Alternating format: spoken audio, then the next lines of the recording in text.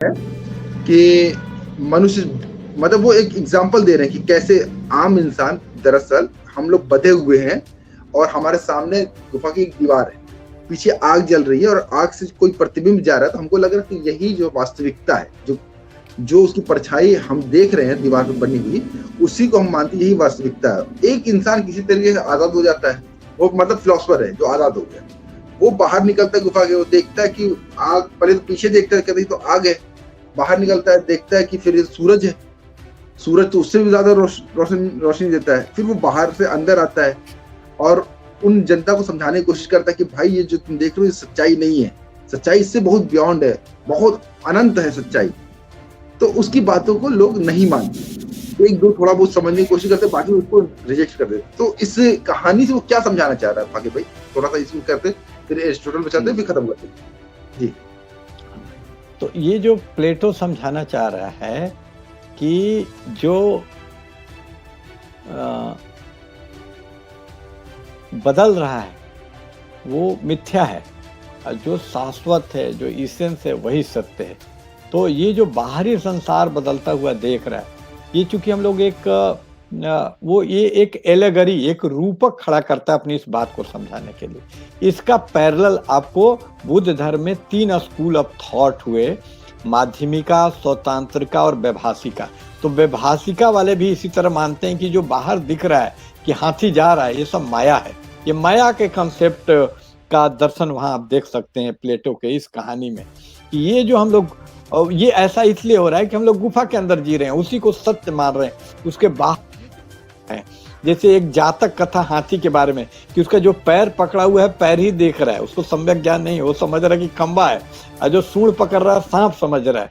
तो उसी तरह ये कुभा, हम लोग अपनी अपनी कुभाओं के, जो पैर पकड़ा उसकी अपनी एक गुफा है जिसमें रह रहा है। और ये गुफा का सिद्धांत बहुत इम्पोर्टेंट है। इसी से प्रभावित होकर फ्रांसिस बेकन भी लैंग्वेज की गुफा की बात करता है कि ये गुफा, उसी सिद्धांत को विकसित करता है कि ये गुफा कौन है, यह सत्य का कारण क्या, ये लैंग्वेज रिप्रेजेंटेशन, हम लोग वास्तविकता का रिप्रेजेंटेशन लैंग्वेज में। और उसी सिद्धांत को देखिएगा उत्तर आधुनिक देरिदा भी ले जाता है, उसको लोजो सेंट्रिज्म।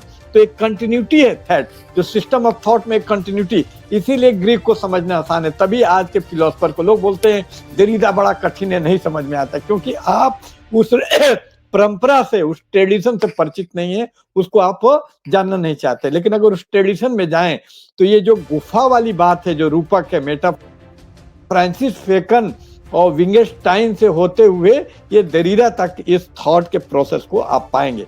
तो वो कहना चाहता है कि सीमित, हम लोग वाइडर हॉराइजन में नहीं सोचने के कारण सत्य को, यानी सीमा 2 टाइप का है, एक सत्य, एक लिमिटेड, उसमें हम लोग जी रहे हैं लिमिटेड। जो और इस फिलोसफी के संसार में भी एक बात आ रहा है कि एक हम लोग बहुत सीमित दायरा जो समय का है, आज ही में जी रहे हैं, वो हम देख नहीं रहे हैं कि आज के परे जो समय का पूरे विस्तार के बियॉन्ड में नहीं देख रहे हैं। यानी एक गुफा है समय की, काल की, जिसमें आज ही का समय, जो अस्तित्ववादी दार्शनिक है उसके खिलाफ लिख रहा है। अस्तित्ववादी बोलते हैं कि क्षण ही इंपॉर्टेंट है, कल हो ना हो, कि आज जो है वही इंपॉर्टेंट है, जिसको क्षणवाद बोलते हैं। और बुद्ध धर्म का सिद्धांत को उससे जोड़ देते हैं लोग क्षणवाद से, लेकिन वो गलत है, वो फिलोसफी की गलत समझ है। ये क्षणवाद का विरोध करता है वो जो आपका प्लेटो है, वो बोलता है कि ये तो एक गुफा है, इससे आप गलत निष्कर्ष, सत्य अभी जो जीवन जी रहे हैं उसके बियॉन्ड जो सत्य है उसको आप नहीं देख पा रहे। ये जो गुफा, और दूसरी गुफा जगह की गुफा है कि आप रहते हैं समस्तीपुर बिहार में, या लक्ष्मी नगर में आप रहते हैं दिल्ली में, तो वही लक्ष्मी नगर सत्य आपको नजर आ रहा है। उसके बियॉन्ड भी संसार है, यूनान है, अमेरिका है, और दूसरे दिल्ली है, पटना है, आप नहीं देख पाते उसी को सत्य। तो इसी गुफा में सीमित होने के कारण हम लोग, आप देखेंगे शंकराचार्य भी यही वैभाषिका फिलोसफी की नकल करता है, वो भी उन्हीं बातों को वेदांत वगैरह के नाम पे, या जो आपको षड दर्शन में जो 2 दर्शन है, पूर्व मीमांसा, उत्तर मीमांसा, तो उत्तर मीमांसा वाले भी प्लेटो के इसी सिद्धांत की बात करते हैं। तो ये प्लेटो इन्हीं सीमाओं को बयान करता है जिसके कारण आपका ज्ञान सीमित हो जाता है। वो गुफाएं हैं जिसमें हम लोग कैद हैं, वो एक रूपक है, उसके माध्यम से उसको बताना चाहता है। जी जी, बहुत बहुत अच्छे से आपने समझा दिया। अब हम फाकिर भाई थोड़ी देर के लिए 10-15 मिनट में हम एरिस्टोटल खत्म कर देते हैं, ताकि हम यूनान के तकरीबन सारे दार्शनिक को खत्म कर मतलब पूरा करके हम अगली बार जो है मध्य युग में हम लोग प्रवेश कर सकें इस किताब के हिसाब से। तो फाकिर भाई देखिए, एरिस्टोटल के बारे में हम पता है कि प्लेटो के उस्ताद थे, इनके बारे में ये भी पता है कि सिकंदर के भी 2 साल तक उस्ताद रहे हैं। तो अब एरिस्टोटल के बारे में टेलोस एक शब्द वो इस्तेमाल करते हैं एरिस्टोटल, वो कहते हैं कि हर चीज का एक एंड होता है, मतलब कि उसका वो कहा वो उसका जैसे बीज, एक छोटा सा बीज जो है पूरा पेड़ समाया हुआ है उसके अंदर। तो वो कहते हैं कोई भी चीज अच्छी तब होगी जब वो अपने टेलोस को प्राप्त करेगी, है ना। वो जैसे बीज को कहूँ, बीज अच्छा तभी होगा जब वो पेड़ बन जाएगा, है ना। तो इसको थोड़ा समझाएं और फिर उसके बाद उनकी हैप्पीनेस की थ्योरी को थोड़ा समझा के फिर इसको बात बंद करें। जी बिल्कुल। एरिस्टोटल को थोड़ा सा जोड़िए प्लेटो से कैसे, क्योंकि देखिए एक बड़े मशहूर फोटो भी है कि प्लेटो जो ऊपर की ओर उंगली किए हुए हैं और एरिस्टोटल जो है ऐसे हाथ नीचे किए हुए हैं। तो उसको बताते हैं, जैसे हमने पढ़ा भी था कि रियलिस्टिक और आइडियलिस्टिक फिलॉसफी का अंतर भी उसमें है, कि वो जो है तत्व मीमांसा वाली बात वो कर रहे हैं कि सार तत्व है और ये मटेरियल उस पे बात कर रहे हैं। तो उसको थोड़ा समझाते हुए इंटरेस्टिंग हो जाएगा बताते हुए, ये बताएं। प्लेटो और अरस्तु के सिद्धांत को समझने के लिए फिलॉसफी के एक बेसिक सिद्धांत को समझना बहुत जरूरी। फिलॉसफी का एक बहुत फंडामेंटल मूलभूत जो प्रश्न है उसको समझना बहुत जरूरी है। वो ऑन्टोलॉजी या तत्व मीमांसा से संबंधित है। तो ये सवाल उठाया जाता है कि उत्पत्ति, ये जो भी दिख रहा है अस्तित्व, जो भी सृष्टि दिख रही है आपको, जो कायनात दिख रही है, इसका वो कहाँ से आया, इसका ऑरिजिन क्या है, ठीक है। तो इसके बारे में 2 राय है।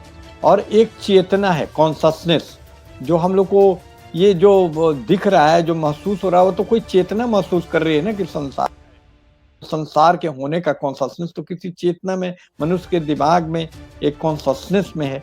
तो चेतना और पदार्थ, मटेरियल और कॉन्शसनेस, ये 2 चीज, आइडियल और एक जो ठोस पदार्थ मटेरियल, 2 चीज हैं। तो जो लोग मानते हैं कि पहले मटेरियल आया, जो संसार की उत्पत्ति का स्रोत मटेरियल को मानते हैं, वही मटेरियल का विकास हुआ डार्विन वगैरह के अनुसार, और उसी का हाईली ऑर्गेनाइज फॉर्म ये चेतना है जिसको हम लोग कॉन्शसनेस बोल रहे हैं। और कुछ लोग जो हैं वो मानते कि नहीं, ये चेतना ज्यादा प्रमुख चीज है, पहले चेतना ही था, ये मटेरियल वर्ड बाद में आया, पहले चेतना था, कॉन्शसनेस था। उस कॉन्शसनेस को ईश्वर बोल लीजिए, उस कॉन्शसनेस को सुपर आइडियल, परम आइडियल बोलता है प्लेटो, वो बोल लीजिए। और उस आइडियल से, या जो बीजक वगैरह में लिखा हुआ है कि इच्छा रूप नवतरी, पहले एक इच्छा था, एक कॉन्शसनेस थी और उससे पूरा संसार। तो जो मानते हैं कि मटेरियल से कॉन्शसनेस, उसको मेटेरियलिस्ट या भौतिकवादी या पदार्थवादी दार्शनिक बोलते हैं। ये दर्शन के इसीलिए 2 भाग हो जाते हैं यहीं से, कि एक पदार्थवादी दार्शनिक, भौतिकवादी, मेटेरियलिस्ट। यहाँ मेटेरियलिस्ट का अर्थ जो कॉमन ले लेते हैं कि बड़ा लालची टाइप का, जो कंज्यूमरिस्ट, उपभोक्तावाद कोई नहीं। यहाँ मेटेरियलिस्ट का खास एक फिलोसफिकल अर्थ है, वो है जो आदमी मानता है कि पदार्थ से, भौतिक चीज से चेतना का जन्म होता है, वो मेटेरियलिस्ट दर्शन है।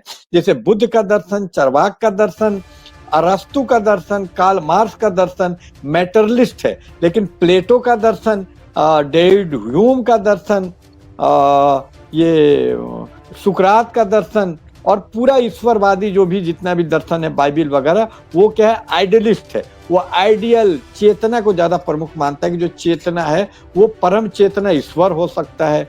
तो ये भाववादी, प्रत्ययवादी या आइडियलिस्ट दर्शन कहा जाता है।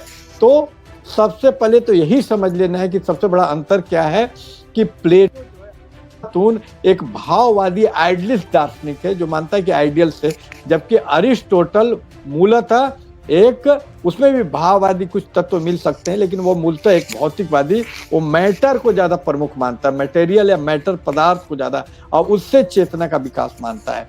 तो ये बहुत एक खूबसूरत परंपरा है मगरिब में, पश्चिम में, वेस्ट में, कि वहाँ जो चेला होता है, जो शिष्य होता है, गुरु का अंधा भक्त नहीं होता है जैसे भारत में, कि गुरु जो बोल दिया हाँ में हाँ, कि दिन को कहो दिन तो रात कहेंगे, और जो तुमको हो पसंद वही बात कहेंगे। वहाँ इस तरह का गुलामी टाइप का नहीं है, गुरु का मतलब गुलाम। वहाँ गुरु को काट के ही चेला महान बनता है। गुरु को एक एक, यानी डायलेक्टिकल परंपरा है। थेसिस अगर गुरु है तो चेला उसका एंटी थेसिस होता है। तो अगर प्लेटो को थेसिस माने तो वो उसका एंटीथेसिस है एरिस्टोटल, और दोनों को थेसिस और एंटीथेसिस को मिला के सिंथेसिस फिर एक वो बनता है जिसको हीगल मूवमेंट का सिद्धांत बोलते हैं, जो ज्ञान का डायलेक्टिकल विकास है। तो पूरा एंटीथेसिस तैयार करता है, उसकी बातों को काटता है, जो कि अब्दुल्ला साहब ने बोला कि वो अंगूठा ऊपर उठा हुआ है तो बोला कि गिरा हुआ है, जस्ट उसके अपोजिट बात करता है, अपने गुरु के बातों को काउंटर मांड करता है, उसको काटता है, और इस तरह अरिस्टोटल अपनी बातों को डेवलप करता है। वो बोलता है कि प्रत्यय से डेवलप हुआ पदार्थ, ये बोलता है नहीं, पदार्थ से डेवलप हुआ प्रत्यय।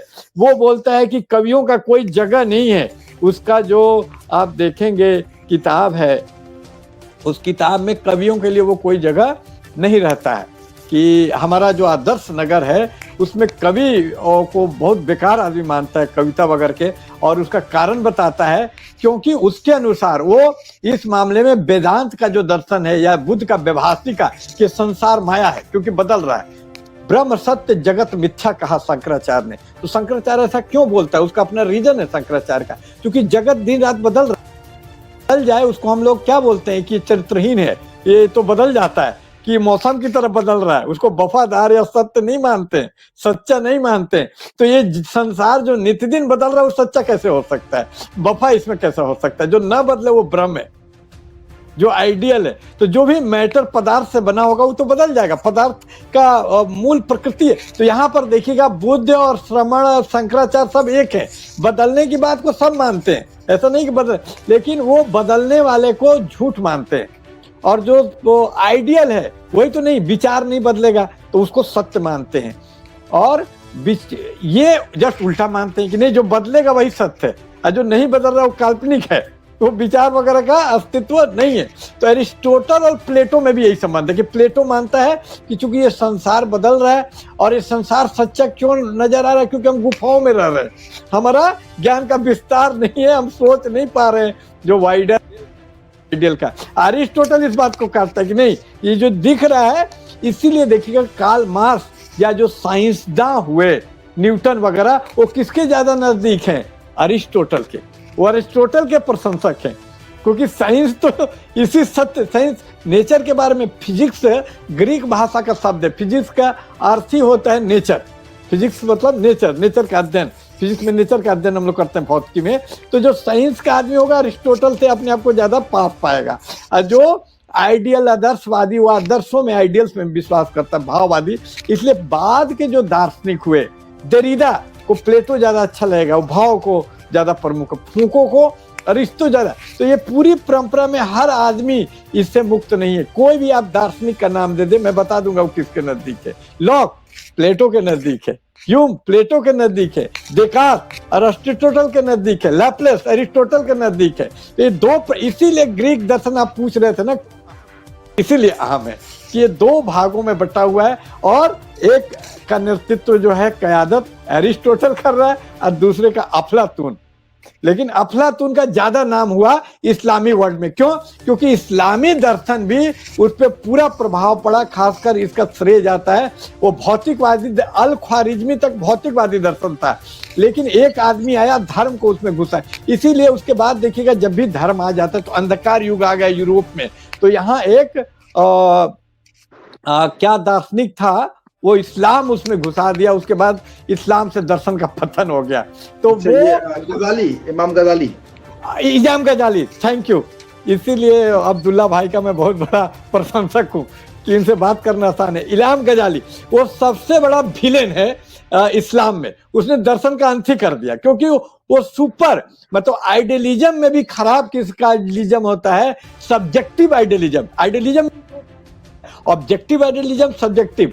इसलिए इस किताब को समझने के लिए थोड़ा दर्शन का ज्ञान जरूरी है। जो अगली आइडियलिस्ट होने के बावजूद जो अफलातून है वो ऑब्जेक्टिव है, वो ऑब्जेक्टिव सत्य में फिर भी विश्वास करता है कि ये पूरा संसार झूठ है। चूंकि हम लोग सोच रहे हैं, जो एक कहावत कहा जाता है फिलोसफी में कि हो सकता है कि ये पूरा संसार जिसको आप सत्य मान रहे हो, brain in the bad theory के अनुसार, जो आजकल बड़ा लोकप्रिय हो रहा है मैट्रिक्स फिल्म के कारण। मैट्रिक्स फिल्म में भी यही गलत सलत दर्शन, और ये बड़ा लोकप्रिय है कि हो सकता है कि चीन में कोई चींटी ख्वाब देख रही हो, यही पूरा संसार है, झूठ है, हम लोग ये बेकार में समझ रहे हैं इसको सत्य। ये मतलब बहुत इंतहा है आइडियलिज्म का है, सब्जेक्टिव आइडियलिज्म। तो इसका बोलबाला हो गया गजाली के आने के बाद। इसलिए इनकी नजर में अरस्तु बड़ा नहीं है, अफलातून एक शब्द बन गया। क्या तुम अफलातून इतना बड़ा एक आइकन बन गया इस्लामी वर्ग में, उसके इस्लामी फिलॉसफी में, इब्ने इंसा हो चाहे तमाम हो, क्योंकि ये भाववादी इस्लाम में भी जो परंपरा सूफियों की चली, ये पूरी भाववादी परंपरा थी, भौतिकवादी परंपरा। तो ये पूरे मशरिक के खित्ते में, पूरे पूरब में पराभव हो गया, भौतिकवाद का कोई नाम लेवा नहीं बचा। इधर श्रमणों को, बुद्ध धर्म, जैनों को भगा दिया गया, और इधर इस्लामी वर्ल्ड में भी। तो ये जो भौतिकवाद बच गया मगरिब में, इसलिए साइंस का विकास वही क्यों होता है, ये सवाल पूछेंगे तो आपका जवाब इसी में निहित है। इसलिए दर्शन आपको बहुत कुछ समझने में मदद करता है। जी, मैं इमाम गजाली का जोड़ दूं। परवेज हुडबी ने एक किताब लिखी है, इस्लामिक साइंटिफिक फिलोसफी क्यों मतलब खराब हुई, क्यों बर्बाद हुई। उसमें बता रहे हैं कि इमाम गजाली ने कहा, जब हम माचिस जलाते हैं, माचिस तो उस तरह इजाद नहीं थी, कि आग जलाते हैं, मतलब आग जब जलाते हैं तो आग, उस बारूद और उस रुई के बीच फरिश्ता आता है और वो आग लगा देता है। मतलब उनका कहना ये था कि कुछ भी कारण और कार्य के बीच फरिश्ते मौजूद हैं, इसलिए हर कुछ अल्लाह की मर्जी से होता है। मतलब एक साइंटिफिक टेम्परामेंट है ना, कारण कार्य का एक संबंध होता है। तो कह नहीं, वो होता होगा, लेकिन उसमें वो फरिश्ते हैं जो ये काम करवाते हैं, अल्लाह ताला उनसे ये काम करवाते हैं। मैथ को उन्होंने बोला कि ये मैथ तो ये पूरा शैतानी काम है, ये तो ठीक है। तो उन्होंने पे आते हैं, हैप्पीनेस की बात करते हैं अरस्तु। तो हैप्पीनेस पे वो कहते हैं कि हर चीज जो है अपने टेलोस, अपने पर्पस को प्राप्त करती है, तभी वो हैप्पी हो सकती है। मनुष्य एकमात्र ऐसा प्राणी है जो तर्क कर सकता है, जो तार्किक है, ठीक, रैशनल है। तो अगर वो अपने तर्क को प्राप्त करता है, ऐसी एक्टिविटी में अपने आप को लगाता है, तभी वो खुश रह सकता है, वरना वो खुश नहीं रहेगा। तो हैप्पीनेस की ये परिभाषा थी, ठीक है। और उसके बाद में उन्होंने और भी बहुत सी बात की, जैसे सोल की बात की, आत्मा की बात की, और तो बताया कि हमारे साथ कुछ सद्गुण पैदा होते हैं और उन सद्गुणों को ही पूर्ति हम अपने स्वभाव के हिसाब से, अगर हम अपने पर्सनैलिटी को प्रयोग नहीं करते तो हम दुखी रहेंगे। फिर उन्होंने बात की मोरल की, कि है ना, करेज क्या है। तो क्या कि अगर कुछ आदमी को मार रहे हैं, कुछ हथियारबंद आदमी मार रहे हैं, तो आप क्या कर सकते हो, जैसे मैं क्या करूंगा। तो मेरे लिए करेज क्या है, या तो मैं वहां से भाग जाऊं तो मैं कायर हूं, ठीक है, उनसे लड़ जाऊं तो बेवकूफ हूं क्योंकि मेरे पास हथियार नहीं है, ना मुझे लड़ना आता है। तीसरा तरीका क्या है कि मैं जाके पुलिस को बुला लाऊं। तो मेरे लिए उस परिस्थिति में करेज जो है पुलिस को बुला लाना है। लेकिन मैं खुद अगर पुलिस वाला हूं तो मेरे लिए करेज क्या होगा, उनको जाके रोकना। तो उन्होंने बताया कि मोरल किस तरीके से अलग अलग होता है। तो ये सब बातें उस वक्त वो जो बात डील कर, फाकिर भाई आपको यूपीएससी में जैसे आप तो कोचिंग लेते हैं, एक क्वेश्चन आया था, उसमें कहा था कि एक व्यक्ति, उसकी बीवी बहुत शदीद बीमार है और एक इंजेक्शन किसी बड़ी कंपनी रैनबैक्स जैसे कोई भी एक XYZ कोई एक कंपनी उसने बनाया और करोड़ों रुपए का वो इंजेक्शन वो लगेगा तो वो सही हो जाए। वो इंसान जाके वो चोरी करता है और अपनी बीवी को वो इंजेक्शन दे देता है। अब वो पकड़ा जाता है, तो बता उसके ऊपर कार्रवाई होनी चाहिए कि नहीं होनी चाहिए। तो इस तरह के मोरल क्वेश्चन देते हैं उसमें, है ना, क्योंकि मोरल वाला भी पार्ट डाल दिया यूपीएससी। तो वो सब मोरल क्वेश्चन यहीं से निकल के आ रहे हैं ना। ये आप देखिए कि कैसे मोरलिटी कैसे चेंज। तो इस पे थोड़ा सा मोरल क्वेश्चन पे थोड़ा सा बात करके हम बात खत्म कर लेते हैं अरस्तु की। जी फाकिर भाई। हाँ, अरस्तु जो है सब टेलोस की बात करता है कि ये संसार, देखिएगा कि वो उसकी बात इसलिए जरूरी है कि बाद में जो अस्तित्ववाद आया, एग्जिस्टेंशलिज्म जो आया, तो एग्जिस्टेंशलिज्म में क्या बोला कि संसार का कोई मकसद नहीं है, एब्सर्ड है। जो नाटक सैमुअल बेकेट ने लिखा, अल्बेक कामस, क्रिकेगार्ड का जब दर्शन हम लोग पढ़ेंगे तो बोलता है कि दुनिया में जो हम लोग कारण जबरदस्ती ढूंढते हैं है नहीं, ये एब्सर्ड है, मतलब निरर्थक है, इसका कोई ये नहीं। और इसके विपरीत, इसके जस्ट उल्टा वो बोलता है कि नहीं, हर चीज का एक टेलोस यानी एक कारण है, जिसको बोलते हैं कि प्रयोजन है, किसी प्रयोजन से बना है, ऐसे ही नहीं बना है।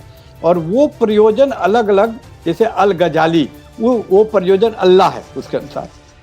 और चूंकि ये भौतिकवादी अरिस्टोटल, तो वो उस कारण को समाज में ढूंढता है, नैतिकता में ढूंढता है। और देखिएगा कि अंततः जो टेलियोलॉजिकल कारण है, जो प्रयोजन है कि एक अपना गति है प्रयोजन के चलते, कि एक मंजिल है उसकी, एक टेलोस मतलब मंजिल, प्रयोजन होता है कि वहां तक उसको जाना है, और वो एक इसीलिए सर्टेन पाथ है, वो ऐसा नहीं है कि उसका कोई जैसे रैंडम नहीं है संसार का। इसीलिए साइंस के दर्शन का जन्म वो दे सका अरिस्टोटल, क्योंकि जो मानेगा कि इसका कोई गति नहीं है, कोई नियम नहीं है, वो नियम तलाशने की कोशिश नहीं करेगा।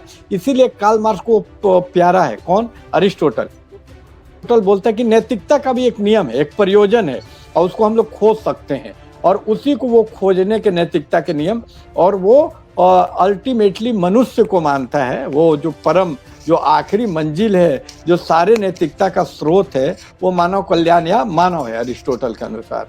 और इसी संदर्भ में उसके नैतिकता के दर्शन को भी टेलियोलॉजिकल दर्शन के संदर्भ में इसको, और इसी दर्शन को और ज्यादा विकसित करता है टेलियोलॉजी को, कि इसी को वो लागू कर देता है किस पे? हिस्ट्री पे, हीगेल।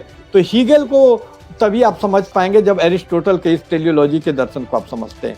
ये बोलता है कि इतिहास की भी अपनी गति है, और जिधर इतिहास जा रहा है, कुछ लोग मानते हैं फूको कि नहीं, इतिहास का कोई गति नहीं।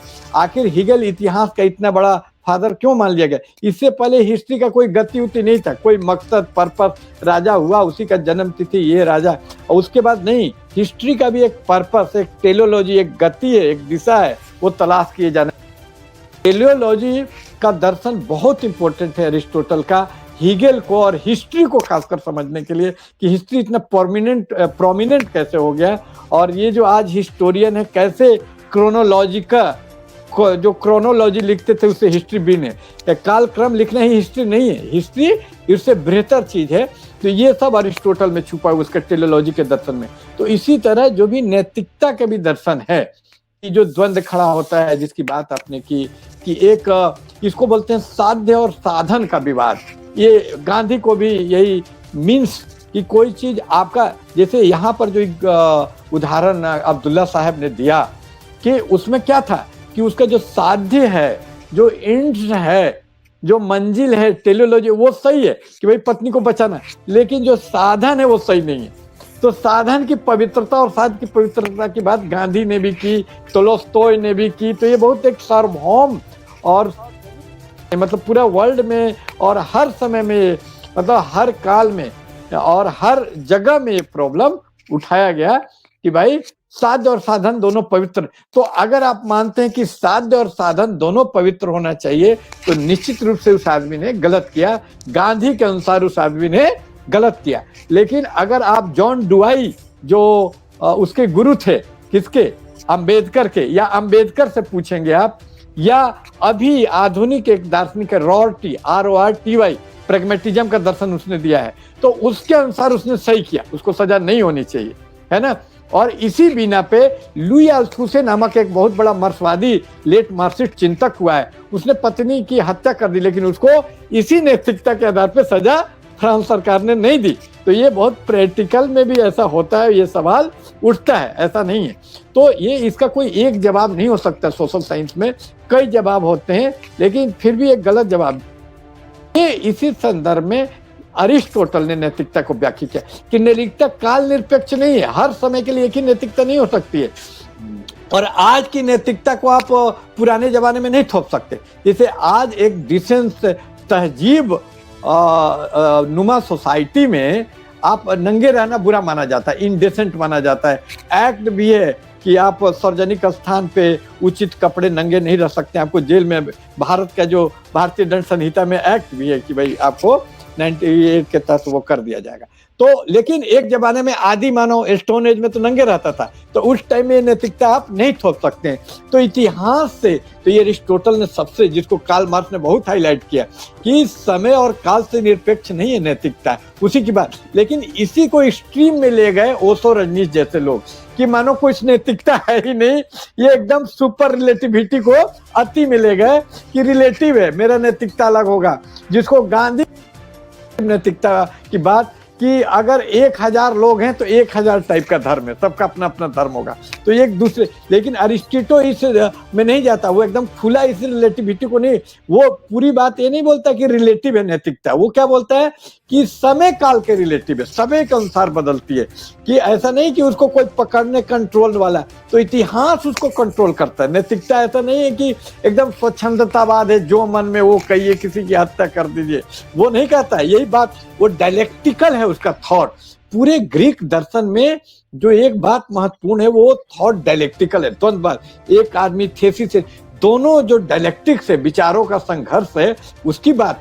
तो जो एक नैतिकता में कंटिन्यूटी भी है और दूसरी तरफ चेंज भी है समय के अनुसार, तो दोनों के घात प्रतिघात से ही किसी इतिहास से, किसी आहद काल विशेष में नैतिकता का जन्म होता है। इतना बहुत ही सम्यक और बड़ा होलसम बात करता है, वो गहरी बात कर रहा है जी। अच्छा, मैं एक बात और, देखिए छोटी छोटी बातें हैं बस, थोड़ा थोड़ा सा बता दीजिए।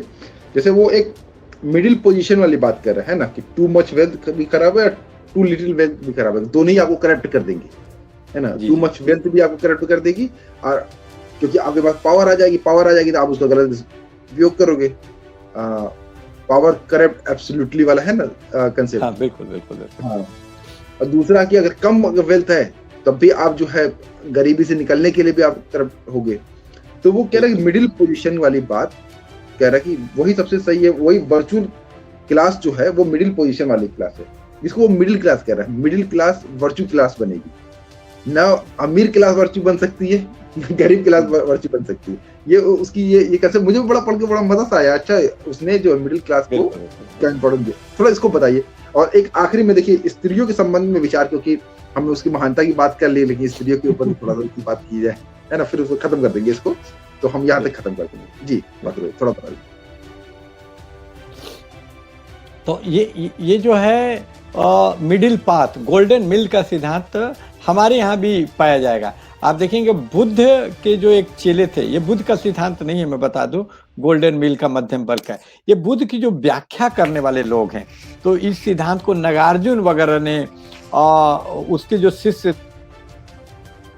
कृति है, उपाली है, एक शिष्य खेमा थी। तो ये मिडिल पाथ का अगर बहुत अंदर में जाएंगे तो खेमा करके इनको जो शिष्या थी, उपलवन्ना थी, पट शिष्य उनके आनंद थे, उपाली थे, सब लोग जानते हैं, लेकिन उनकी शिष्याएं भी थी जो बहुत प्रमुख। पट शिष्य जो प्रिंसिपल, उनकी जो पुपिल यानी शिष्या थी, वो थी उपलवन्ना। तो ये सिद्धांत उपलवन्ना ने दिया था, वो मनोविज्ञान की जनक भी थी अपने जमाने की। तो उसी तरह यहाँ पर भी मिडिल पाथ की बात करता है, इसका अति सर्वत्र वर्जित जिसको संस्कृत में कहा जाता है, कि किसी भी स्ट्रीम में नहीं जाके जो संतुलित चीज है, जो मिडिल चीज है, वही सर्वश्रेष्ठ वर्चुअस होती है। और उस टाइम में देखिएगा कि जो डेमोक्रेसी है, इसको बुर्जुआ से जोड़ के देखा जाता है, यानी बीच वाले क्लास से। तो जहां भी डेमोक्रेसी होगी तो कोई भी आदमी अपने से ऊपर नहीं उठा होता है, खुद को ही वो व्याख्या करता है, वर्चुअस मानता है, एक नार्सिसिज्म आदमी के अंदर पाया जाता है। तो ये एथेंस के ये लोग दार्शनिक थे, और एथेंस में क्या था, तब गणतंत्र था, डेमोक्रेसी थी। तो डेमोक्रेसी को ये सार्वजनिक चीज है कि आप डेमोक्रेसी का उदय पढ़ेंगे तो मध्यम वर्ग के उदय के साथ, जब मध्यम वर्ग यानी बुर्जुआ क्लास जिसको हम बोलते हैं, और जो एलिट क्लास में संघर्ष हुआ फ्रांस में, तो उसमें मध्यम वर्ग की विजय हुई, और जो फर्स्ट जिसको स्टेट बोलते थे, second state, fourth state journalism को, तो उसके पतन के साथ उसको गिलोटिन पे काट दिया। गौरवपुर क्रांति में हुआ, तो मध्यम वर्ग वो सबसे प्रोमिनेंट वर्ग होके उभरा। तो उस टाइम में भी लिमिटेड अर्थों में ही सही, मध्यम वर्ग जो था डेमोक्रेसी में, उसी को वोट उठ, नीचे या तो गुलाम थे जिनको वोट वगैरह का नागरिक अधिकार उनको प्राप्त नहीं थे, उनको नागरिक ही नहीं माना जाता था, और या तो जो लॉर्डशिप था उसके भी ये लोग खिलाफ थे, जो बहुत एम्पायर वगैरह बनाए थे, क्योंकि ये डेमोक्रेसी का चैंपियन था, उसका समर्थक था एरिस्टोटल। तो स्वाभाविक था कि ये मध्यम वर्ग को सबसे वर्चुअस क्लास माना जाए। इसीलिए जो भी डेमोक्रेटिक या कैपिटलिस्ट अभी भी है, जर्मन ग्रेयर वगैरह देखेंगे तो सबसे ज्यादा वो मध्यम वर्ग की भूमिका को आज मध्यम वर्ग ही नेतृत्व देता है। आज भी देखिएगा पसमानदा आंदोलन है, या दलितों का आंदोलन है, उसको नेतृत्व कौन प्रदान करता है? मध्यम वर्ग। तो जहां भी डेमोक्रेटिक लड़ाई होगी उसमें डेमोक्रेटिक का मतलब होता है, सिनोनिमस है, पर्यायवाची है मध्यम वर्ग, जो मिडिल क्लास होता है, वही डेमोक्रेसी को चलाता है, उसका नुमाइंदा निधि होता है। इसलिए उस जमाने, एथेंस के भी जमाने में, जो लिमिटेड डेमोक्रेसी ही सही, जो थी डेमोक्रेसी एथेंस में, उसका नुमाइंदा तो मध्यम वर्ग ही हो सकता था, जो बुद्धिजीवी वर्ग था, जिससे खुद बिलोंग करता था अरिस्टोटल। तो स्वाभाविक है कि वो सबसे अच्छा वर्ग। आप देखिए फिलोसफर को, खुद फिलोसफर था तो प्लेटो सबसे अच्छा शासक किसको बोलता? फिलोसफर। तो ये आत्ममुग्धता, खुद से ऊपर नहीं उठ पाना, ये हर आदमी के साथ रहता है। अगर ये खुद से ऊपर उठता तो और बड़ा दार्शनिक होता, मिशेल फूको के अनुसार। क्योंकि मिशेल फूको क्या बोलता है कि true knowledge comes when you stray from one self. तो ऐसा आदमी 19वीं शताब्दी में आके पैदा होता है। कार्ल मार्क्स मध्यम वर्ग होते हुए वो मध्यम वर्ग की कटु आलोचना करता है। सबसे वर्चुअस वर्ग, क्रांतिकारी वर्ग, वो प्रोलेटारिएट को बताता है। तो अपने से ऊपर उठने में मगरिब को पश्चिम में बहुत साल लग गए। 19वीं शताब्दी में आके कार्ल मार्क्स आता है और हमारे यहाँ बुद्ध उठते हैं, राजा महाराजा या मध्यम वर्ग के होते हुए उन्होंने भी श्रमणों को सबसे ज्यादा क्रांतिकारी बोला। तो ये उसके लोकेशन से भी जुड़ा हुआ सवाल है कि वो फिलोसफर किस क्लास से बिलोंग करता है। तो इसीलिए हम लोग पूछते हैं कि तुम्हारा लोकेशन क्या है, तुम किस जाति से हो, व्हाइट हो, क्या हो। It is very important. ये इसी बात को, दिगर बात को प्रकट करता है ये बात कि अरिस्टोटल अपने वर्ग से ऊपर नहीं उठ पाया। जी। और इसी तरह वो अपने जेंडर से भी ऊपर नहीं उठ पाया। जो अगला सवाल आप करना चाहते हैं मैं बता दूं कि वो अपने जेंडर से भी ऊपर, इसीलिए जो लोग मंटो वगैरह की बड़ाई करते हैं तो उनको भी समझना चाहिए वो सैयद था और अपने सैयदपन से ऊपर नहीं उठ पाया। उसने पसमानदा के खिलाफ गाली गलौज वाली भाषा लिखी। तो इसी तरह अरिस्टोटल ने भी लिखा कि ये तो इंसान में ही गिनती नहीं किया। उसने स्त्रियों की परिभाषा दी स्त्रियों की, अरिस्टोटल ने, अरस्तु ने, कि अविकसित पुरुष नहीं हो पाया जो गया, ऐसा पुरुष ही स्त्री है। इसीलिए उसने प्रमाण भी दिया कि देखिए कि स्त्री जो है उसकी आवाज बच्चे जैसी होती है। तो पुरुष विकसित होकर उसका आवाज बदल जाता है, मर्द जैसा एडल्ट हो जाता है, लेकिन स्त्री की आवाज भी बच्चों जैसी रह जाती है। इसीलिए देखिएगा कोई बच्चा गाता है तो उसका पीछे से लता मंगेशकर या आशा भोसले उसके बदले गा देती है। जितने छोटे बच्चे का कैरेक्टर होता है उसके लिए कौन गाता है? स्त्रियां गाती हैं। तो ये सिद्ध करता है कि स्त्रियां ना, और पुरुष का सीना चौड़ा होता है, सब कुछ, स्त्री तो जस की तस रह जाती है अरिस्टोटल के अनुसार बच्चे की। इसलिए उसका तुलना बच्चे से, इसलिए देखिएगा भी स्त्रियों को बेबी बोला जाता है, इन्फेंटलाइज किया जाता है। स्त्री भी अपने आप को बच्चा ही समझती है, उसको दुल्हाता है, पुरुष उसका गार्जियन। इसीलिए कहीं देखिएगा कहा भी जाता है कि स्त्रियों और बच्चों का रक्षा करें, स्त्रियों और बच्चों को युद्ध में ना। तो स्त्री और बच्चा एक ही कैटेगरी से बिलोंग करता है अरिस्टोटल के अनुसार, और वो अभी भी चलता हुआ आ रहा है। किसी भी मेट्रो पे लिखा रहता है कि स्त्रियों सीट छोड़ दे। स्त्रियों और बच्चों को भी मार दिया गया, वो इतने क्रूर थे। तो दोनों एक कैटेगरी। इसीलिए जो डिपार्टमेंट है, मंत्रालय है, मिनिस्ट्री है, उसका भी नाम है वुमेन एंड चाइल्ड मिनिस्ट्री, एक ही साथ रखा गया है, बाल और महिला विकास। तो ये अरिस्टोटल कहाँ तक गूंज रहा है? आज भी हमारे सोच के पीछे अरिस्टोटल जिंदा है, महिला और बाल विकास मंत्रालय के अंदर में। जी जी, बहुत बहुत शुक्रिया अखिल भाई। अगले हफ्ते हम लोग जो है मध्यकाल का जो कि हम शुरू करेंगे, कैसे इतना इनलाइटमेंट होने के बाद, इतनी बड़ी बड़ी बातें करने के बाद फिर दर्शन को एक तरीके से प्रतिबंध लग गया। हम देखते हैं ये दर्शन प्रतिबंध दोनों तरफ लगा। एक तरफ ईसाई वाले भी लगाए, तो हमारे यहाँ इस तरह गजाली लगाए, उस तरह संत एक्विटेंस ने लगाया। तो इनकी भी फिलॉसफी थोड़ा समझने की कोशिश करेंगे, क्योंकि इसमें तो नहीं है इमाम गजाली की फिलॉसफी, लेकिन हम अपनी ओर से थोड़ा सा बात कर लेंगे। ये मुख्यतः हिस्ट्री है, इसमें लिखा हुआ भी है कि हिस्ट्री ऑफ वेस्टर्न फिलॉसफी। जी, तो हम इतना बात करके हम अपने दर्शक के लिए तो चाहते हैं कि वो थोड़ा होलिस्टिक अप्रोच में बात करें, समझ में आए। कली के रूप में हम आगे बढ़ रहे हैं, कैसे रहा कि एक भाई अब ये अंधकार युग क्यों कहा जा रहा है, क्या इसकी वजह से, कौन उस वक्त फिलोसफर पैदा हुए और कैसे ये युग टूटा, इस पे हम बात करेंगे। हमसे जुड़े रहें। बहुत बहुत धन्यवाद, आपका समय देने के बहुत बहुत धन्यवाद। और हम चाहते हैं कि थोड़ा सा आप इसको प्रमोट भी करें। ये बहुत मेहनत से हम इसकी परिभाषा, इसको व्याख्या कर रहे हैं, इसका हम रिव्यू कर रहे हैं। तो थोड़ा सा आप लोग भी अपनी ओर से थोड़ा सहयोग दें। बहुत बहुत धन्यवाद। जय पचमाता। जय। जय।